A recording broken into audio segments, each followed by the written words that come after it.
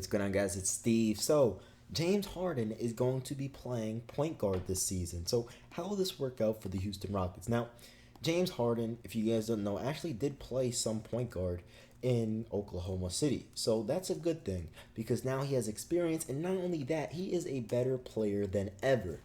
What does this mean? This means he'll probably average close to a triple double. Now, I don't predict him averaging anything crazy like Russell Westbrook does, or because I predict Westbrook to average really close to a triple double. Maybe I don't know, maybe like 22. No, like 28 points per game, 8 rebounds, and 10 plus assists, right?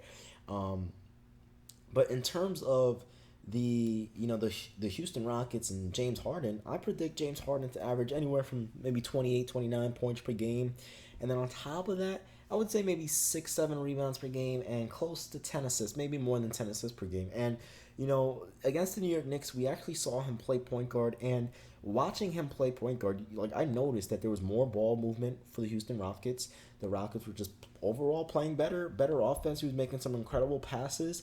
And I think it's better that the ball is in his hand most of the time, and that he's going to be ball dominant and run the offense and be the floor general. This can actually help him get better as a leader because having that responsibility will give you experience. And then in the long run, when he gets older and he gets better and hits the peak of his prime, then he'll be even better because the experience always triumphs everything. Experience is the most important thing when it comes to being good at anything. No matter what you're talking about, it's all about experience. So with James Harden getting experience of being the floor general, it's going to make him a better leader in the long run. Now, if he improves his defense, the dude would probably be the second or third best player in the world if he improved his defense because his defense is so bad. I've never seen, a star player be that much of a defensive liability. Now, Stephen Curry isn't even a defensive liability like that, and it's crazy because he's such a good player, but it's holding him back, man. He needs to improve his defense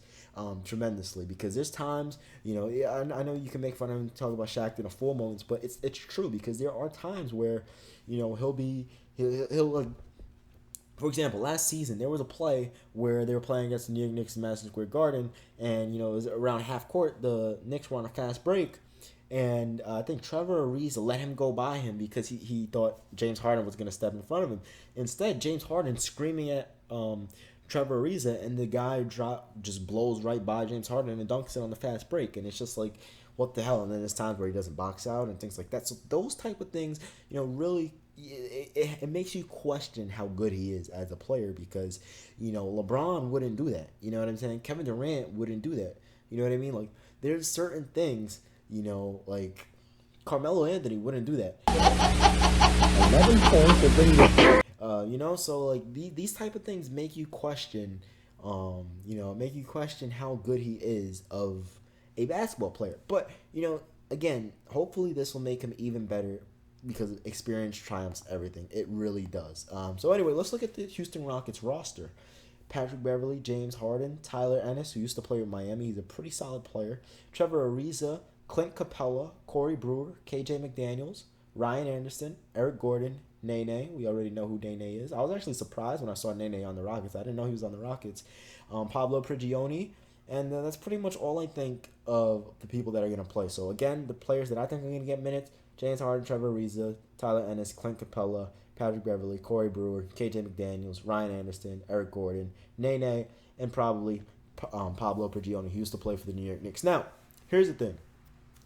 James Harden, with him playing at the point guard, it can create a defensive mismatch for the opponents.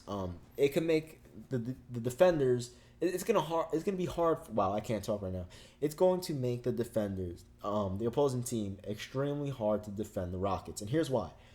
With James Harden at point guard, let's say they decide to go big and small, sort of like a hybrid lineup. Take Patrick Beverley out, take all the smaller players out. Let's say they go James Harden at the one spot, and then they have Tyler Ennis at the two spot. Tyler Ennis is around 6'4". Trevor Ariza, I don't know if you want to have Corey Brewer at the same time, play 4, and Ryan Anderson go small. Or you could have Ryan Anderson, Nene, James Harden, Trevor Ariza, and Tyler Ennis. So either way, that it's going to be hard for the defending team to play defense on them. So let's say they're playing the Golden State Warriors. who is Stephen Curry going to guard? I mean, Tyler Ennis. I don't think Curry's going to be able. Now, I'm not trying to be this. I'm just trying to give a scenario. Okay, so I don't think Stephen Curry's going to be able to guard Tyler Ennis because he's extremely athletic, and Curry. It's hard for him to keep up with athletic players on the defensive end. Now, let's say they play against the Cleveland Cavaliers. Who is Kyrie Irving going to guard? Or let's say they play against the New York. Well, actually, I think Derrick Rose might have a chance. Let's say they play against the San Antonio Spurs. Who is Tony Parker going to guard? So against these top tier teams, the Rockets actually create mismatches, and against lots of teams actually they create mismatches. Because James Harden, no one smaller than James Harden is going to be able to guard James Harden. The only player that I would ever say would be able to guard James Harden that is smaller than him was D Wade in his prime, maybe. And that's pretty much it, to be honest, because James Harden, I mean, he's strong, he's tall, he's like 6'6", he's athletic, he's crazy handles, he can shoot the basketball, you know what I'm saying? So having him at the point spot, at the number one spot, it's going to create a lot of defensive liabilities on the other end. So going to be a lot of mismatch issues against the Houston Rockets, which is a good thing. Now back to the double-double thing with James Harden. I really think James Harden will average a double-double. It's apparent, in the regular season against the preseason against the Knicks, he played the regular season against the Knicks. I mean, the preseason against the Knicks, he played really well. So that's good, man. So that's good. So anyway, I also want to do another part to this video. I am going to break down the Houston Rockets, give my predictions on them and things like that. So a lot of you guys were telling me to talk about salary. I don't know if you guys are really interested in things like this, but some of you guys were asking me, Steve, talk about some of the salaries. What do you think about salaries? So why not? All right. So this is the salaries in order from who's making the most to the least. So I'm always going to give the people that are getting minutes, right? So James Harden's getting $26.5 million, Ryan Anderson $18.7 million, Eric Gordon $12.4 million, Trevor Ariza $7.8 million, Corey Brewer $7.6 million, Patrick Beverley $6 million, KJ McDaniels $3.3 million, Nene $2.9 million, Tyler Ennis $1.7 million. Michael Beasley's also on this team. So defensively, the Houston Rockets are actually an improved defensive team. So I'm telling you guys this: if James Harden can develop his defense, man, he's gonna be something special, dude. This team, I actually think this team might be better than last season. Actually looking through their roster now, having picking up Nene and things like that, and Michael Beasley having defenders and stuff, I think they might be better than last season. Now, I don't think they're gonna be a top seed in the Western Conference, but they'll probably be better than last season, which is it's a good thing for James Harden, being in the scenario where he's chanting his position, he's the leader of the team, and he has to lead this team, and he has to gain maturity because he's still a young player. He only has 7 years. He's only 7 years pro. He's still not even in the peak of his prime yet. So that can lead him to having the experience of not only leading a bad team, quote unquote, because they're not going to be top seed. So I'm just going to say a non-contending team. That'll give him experience for when he does have a contending team, to not take it for granted, to always work hard, to continue to grind, and how to build chemistry with each other. Because building chemistry on a bad team is extremely hard, because you're always blaming each other, you're making up excuses, this, and that, so it's always hard. So now that, he's on a bad team, when he does have a good team, he'll have a bright future ahead of him, man. He really does. The Houston Rockets have a bright future. Hopefully he doesn't get injured. Hopefully they can continue to surround him with shooters and defenders.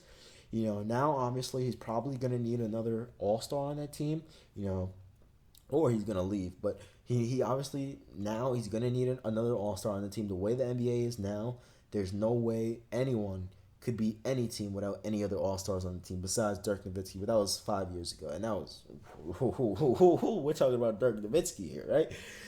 Winning a championship without any other all-star. Excuse me. But yeah, so now he needs another all-star in order for this team to develop. I would say this team probably will finish around 7th in the Western Conference, around there. It's a pretty solid seeding, but hopefully they play the Golden State Warriors or the San Antonio Spurs in the first round. I would love to see that matchup and see how James Harden handles the scenario of playing a really good team in the playoffs on a bad team. And I know he's done it before, but now without Dwight Howard. So now he's the only star on the team. I would love to see how he's going to adapt his game. And it's a big change for him in his career because now he's the only star on that team. So he is the leader, both vocally, in and on and off the court, in the locker room, outside of the locker room, wherever it is. He is the leader of that team, and he needs to prove that he can lead a team. I mean, he's done it before, but you guys understand what I'm trying to say. Anyway, man, I've been rambling on too long. I'm out of here. Let me know what you guys think. Peace.